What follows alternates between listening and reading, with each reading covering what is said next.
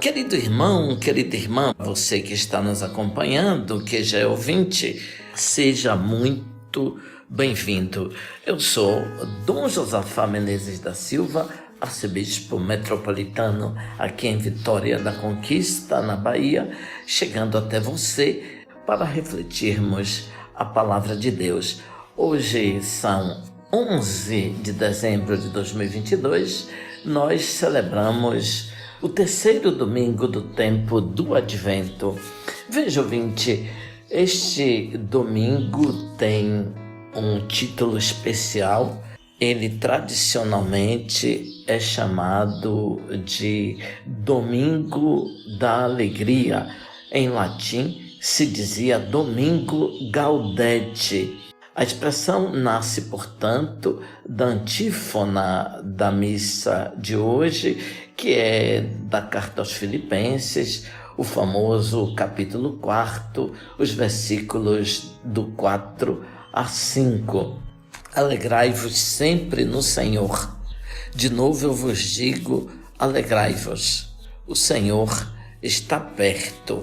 Veja, ouvinte, os 4 domingos do tempo do Advento, eles têm tradicionalmente nomes retirados das primeiras palavras das antífonas de entrada de cada uma das celebrações. Assim, o terceiro que nós estamos vivendo é chamado de Domingo Gaudete, como expliquei. O primeiro domingo do Advento é chamado de A Vós Elevo a Minha Alma, que é uma expressão do Salmo 24 nos primeiros versículos.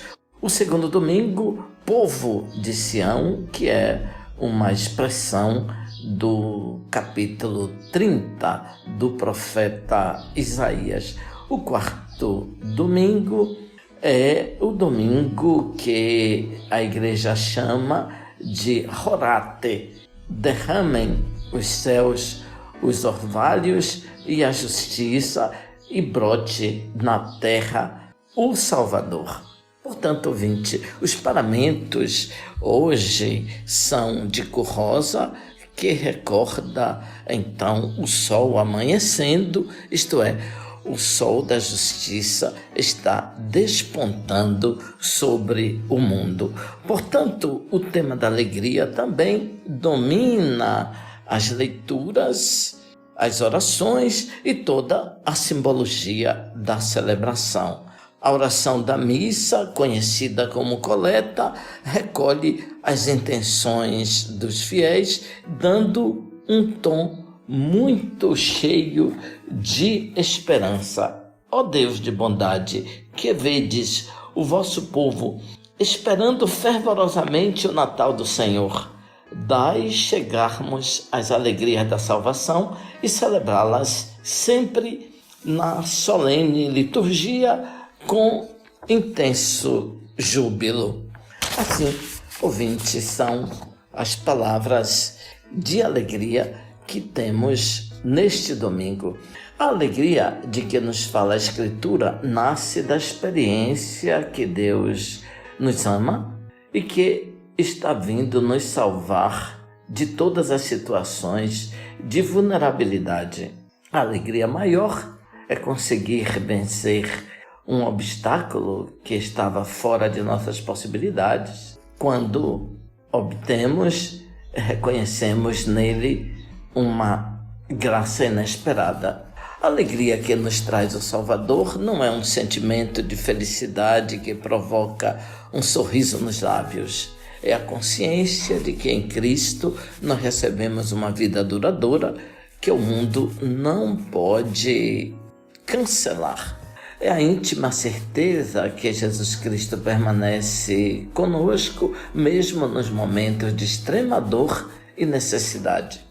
O sorriso pode não aparecer nos lábios, mas permanece aquela serenidade profunda que nos permite não desesperar nas piores situações da vida. Portanto, ouvinte, o tema da alegria, como é proposto neste domingo, deve ser compreendido nessa dimensão. a alegria de sabermos, como diz a oração, que o Senhor está vindo e nós podemos celebrá-lo então na liturgia.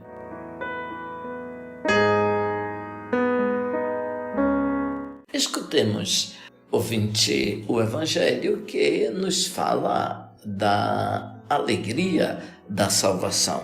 Nós temos hoje São Marcos, capítulo 11, versículos do 2 ao 11. Naquele tempo, João estava na prisão. Quando ouviu falar das obras de Cristo, enviou-lhe alguns discípulos para lhe perguntarem: És tu aquele que há de vir, ou devemos esperar um outro? Jesus respondeu-lhes: Ide contar a João o que estás ouvindo e vendo. Os cegos recuperam a vista, os paralíticos andam, os leprosos são curados, os surdos ouvem, os mortos ressuscitam e os pobres são evangelizados. Feliz aquele que não se escandaliza por causa de mim. Os discípulos de João partiram e Jesus começou a falar às multidões a respeito de João. O que fostes ver no deserto? Um caniço agitado pelo vento? Um caniço agitado pelo vento? O que fostes ver? Um homem vestido com roupas finas? Mas os que vestem roupas finas estão nos palácios dos reis. Então, o que fostes ver? Um profeta? Eu vos afirmo, alguém que é mais do que profeta. É dele que está escrito: Eis que envio o meu mensageiro à sua frente. Ele vai preparar o teu caminho diante de ti. Em verdade vos digo, de todos os homens que já nasceram, nenhum é maior do que João Batista. No entanto, o menor no reino dos céus é maior do que ele. Veja, ouvinte, são essas as palavras da salvação. Não é fácil reconhecer o Messias de Deus. Educado pelos profetas, Israel esperou por séculos e, no entanto, quando o Messias chegou, até as pessoas espiritualmente mais preparadas e bem dispostas tiveram dificuldades de reconhecê-lo e acolhê-lo. Assim, acontece com João Batista, pelo menos em alguns momentos de sua vida. O texto diz que João se encontrava na prisão e a razão está no fato que João tinha denunciado o comportamento imoral de Herodes, que estava convivendo com a mulher de seu irmão. Não é que João condena a poligamia de Herodes, porque a poligamia era usual no tempo de Jesus e no Antigo Testamento. João está criticando, denunciando e condenando o fato de que Herodes, então, está convivendo com a mulher de seu irmão. Na prisão, João é tratado com respeito, inclusive pode receber visitas. E, desejoso de ver o advento do reino de Deus, se mantém informado a respeito de como está se comportando Jesus de Nazaré, que ele tinha batizado. Surge então uma dúvida que ele manifesta através de seus discípulos: És tu aquele que deveria vir, ou devemos esperar um outro? Como surgiu essa dúvida, ouvinte? A resposta é simples. João possui a concepção de Messias que seu povo cultivava. Esperava um Messias libertador, nos termos do profeta Isaías, capítulo 61. Portanto, o Messias encarregado de estabelecer a justiça e a verdade. Israel esperava um juiz rigoroso, que se levantasse para destruir os malvados. Eis a surpresa. Jesus não só não condena os pecadores, mas come e bebe com eles. Não destrói nada, recupera e ajusta o que está destruído. O texto diz alguns discípulos de João. Nós sabemos que alguns discípulos de João, nos primeiros encontros com Jesus, foram, portanto, apresentados a Jesus de Nazaré e depois se encantaram com Jesus e começaram a segui-lo. Aqui o texto fala de alguns discípulos de João. É possível que tenham permanecido no segmento de João Batista alguns discípulos, e esses poderiam constituir uma espécie de núcleo rígido que apresenta uma compreensão tradicional do messianismo. Esses discípulos com João, então, começam a se perguntar a respeito da identidade messiânica de Jesus de Nazaré. Jesus, então, respondeu-lhes: "Ide contar a João o que estás ouvindo e vendo. Os cegos recuperam a vista, os paralíticos andam, os leprosos são curados, os surdos ouvem, os mortos ressuscitam e os pobres são evangelizados." A resposta que Jesus dá aos enviados de João Batista não se constitui de palavras e longos discursos. Jesus informa quais são as ações que ele está realizando. Ele, então, está seguindo a linha dos profetas do Antigo Testamento, que realizavam ações benéficas em favor do povo, de modo especial os mais sofridos. O que podem ver e perceber são, portanto, os seus milagres e o anúncio da boa notícia. A sua ajuda e salvação são para os surdos, cegos, paralíticos, leprosos, mudos, mortos e pobres. Nesta série de intervenção tem uma graduação ascendente: ouvir e ver, milagres e palavras.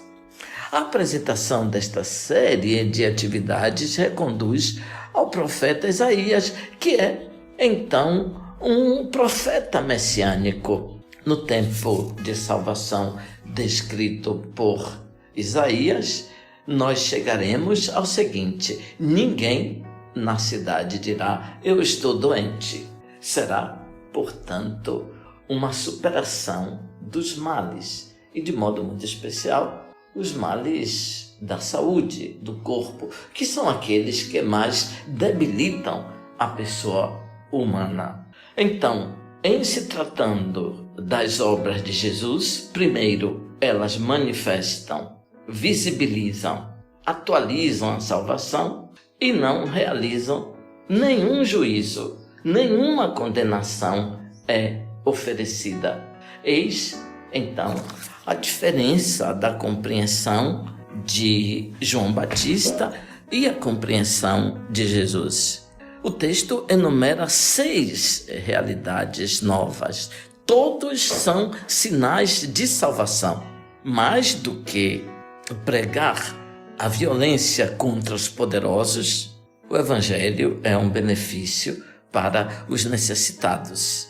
A resposta de Jesus, então, elenca as obras clássicas anunciadas em Isaías 61, menos o dia da vingança para o nosso Deus. Jesus não cita o texto da vingança, ele realiza obras. João esperava que o Messias desse um sinal de poder, mas Jesus quer somente responder às necessidades do povo. Os discípulos de João partiram e Jesus começou a falar às multidões sobre João. "O que fostes ver no deserto? Um caniço agitado pelo vento? O que fostes ver? Um homem vestido com roupas finas? Mas os que se vestem com roupas finas estão nos palácios dos reis." Jesus, então, revela, ouvinte, a sua identidade e depois proclama a verdadeira identidade de João. Jesus esclarece, então, diante do povo, a verdadeira personalidade de João. Ele recorda que as multidões foram até o deserto para ter com João. São formuladas algumas perguntas. As primeiras deveriam ser respondidas negativamente. Que fostes ver no deserto? Um caniço agitado pelo vento? A cana, então, ouvinte, cresce às margens do Rio Jordão, lugar da atividade de João Batista, é símbolo da passividade, da fraqueza, da rendição e da mutabilidade. A imagem da cana agitada pelo vento corresponde à nossa imagem da bandeirola que se movimenta de acordo com o vento.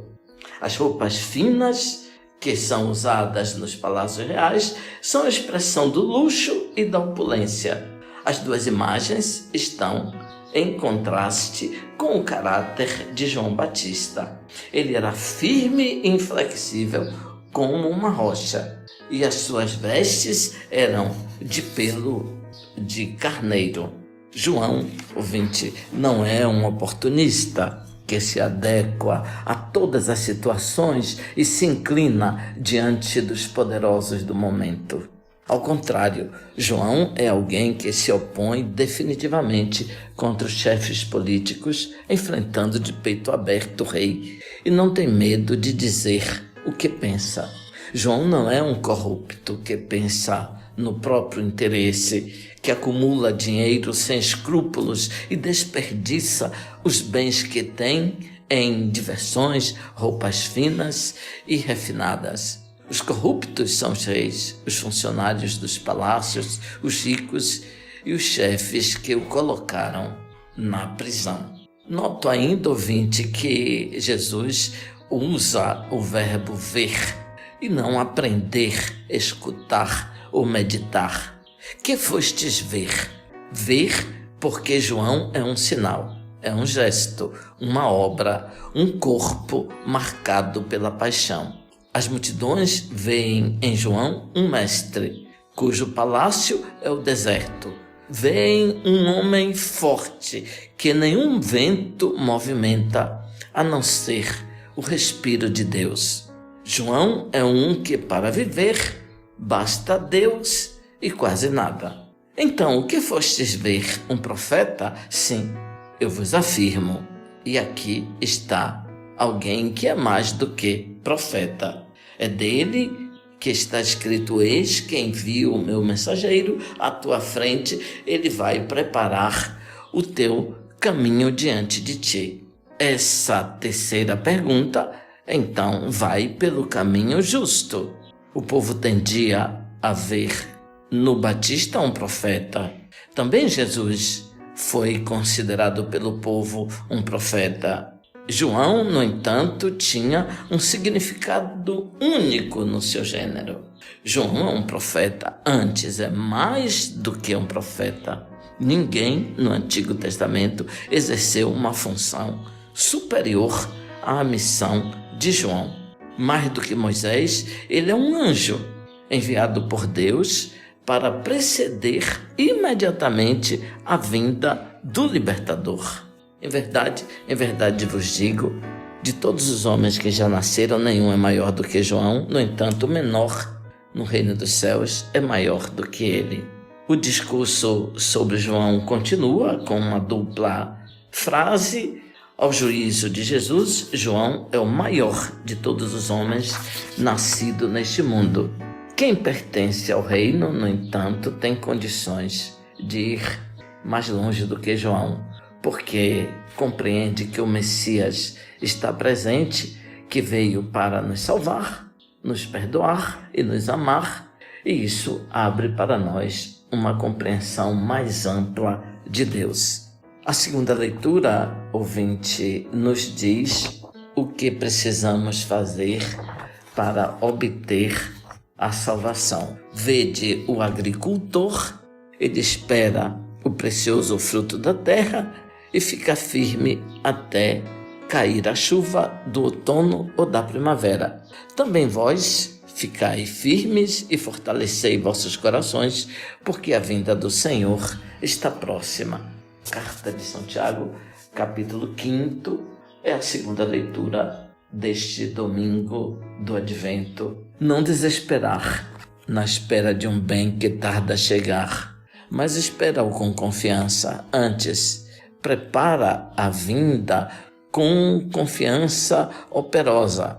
Quem semeia no campo tem diante de si meses de espera paciente e constante, mas sabe que no intermédio a semente realiza o seu ciclo, graças às chuvas no outono e na primavera. O agricultor conhece as leis da natureza e faz bem o seu trabalho, mas confia na providência, porque algumas coisas estão nas mãos de Deus. Confia na palavra de Deus, que é eterna. Não existe outro modo para obter a colheita. Ficai preparado, com paciência, mas com firmeza, com exultação e esperança.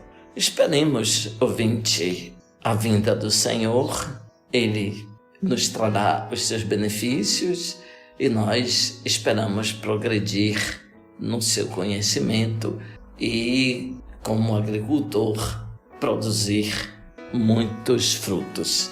Concluímos a meditação lendo o Salmo de meditação.